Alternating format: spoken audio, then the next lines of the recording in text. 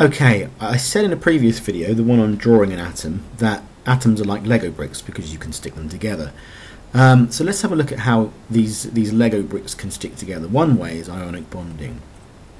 Now, if we look at this periodic table here, you can see on the left that to the left of that red zigzag line we've got all the metals. So most of the periodic table is metals. The bit on the right of that is non-metals. And ionic bonding is between metals and non-metals. If you get 2 or 3 or 4 different non-metals, that's called covalent bonding, and we'll do that later on. So ionic bonding is between a metal and a non-metal. So let's go for an example. Chlorine here, you can all draw this. We've got 17 and 35. Remember, we just round down to 35. So there are 17 protons. The whole nucleus weighs 35. So if the whole middle bit weighs 35 and 17 of those 35 are protons, you should be able to easily work out how many neutrons there are, and there's 18. Remember, the proton number and the electron number are the same. I've seen quite a lot recently of people saying there are 18 electrons. There aren't, there are 17. 17 protons, 17 electrons. So we've got 2 in the first shell, that's full up. We have to go on to the second shell, 8 in the second shell, that makes 10, that's full up. We have to go to the third shell, and there's 7. Okay, so by the way, you don't need to go through all that palaver. So if you look at this periodic table here, and I say how many electrons are there in the outer shell of a chlorine atom, all you need to do is find chlorine and see what group it's in. In this case it's in group 7. That tells you there are 7 electrons in the outer shell. So you don't need to go through all the trouble of drawing it out or thinking 2, 8 in the second, then how many in the third. Just look at your periodic table. What group is it in? If it's in group 7, that means there's 7 electrons in the outer shell. So if I said to you magnesium over here, how many electrons are there in the outer shell of a magnesium atom? You don't need to draw it, just look. It's in group 2. That means there are 2 electrons in the outer shell. Okay, so back to the story. So we've got our chlorine there, we know that. Now let's have a look at sodium. 11 and 23. So 11 protons, 11 electrons and 12 neutrons. 2 in the first, 8 in the second, and just 1 in the next shell. So what do we need to happen here? What do we need? Well, sodium has got that 1 electron in its outer shell, and the electron's got 7 in its outer shell. Now all atoms want a full outer shell.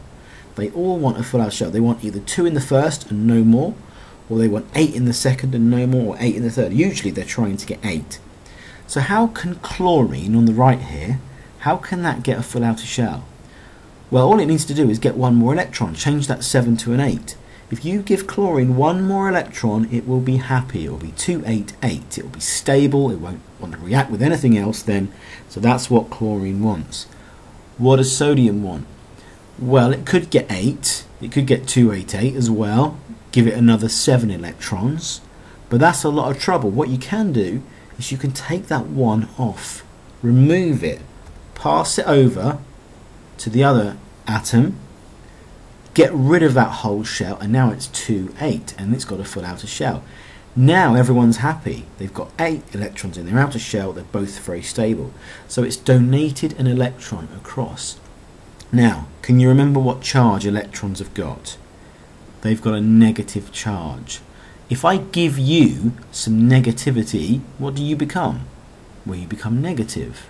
So chlorine forms a -1 ion, a negative ion, because it's been given another negative, another electron. Remember that electrons are negatively charged.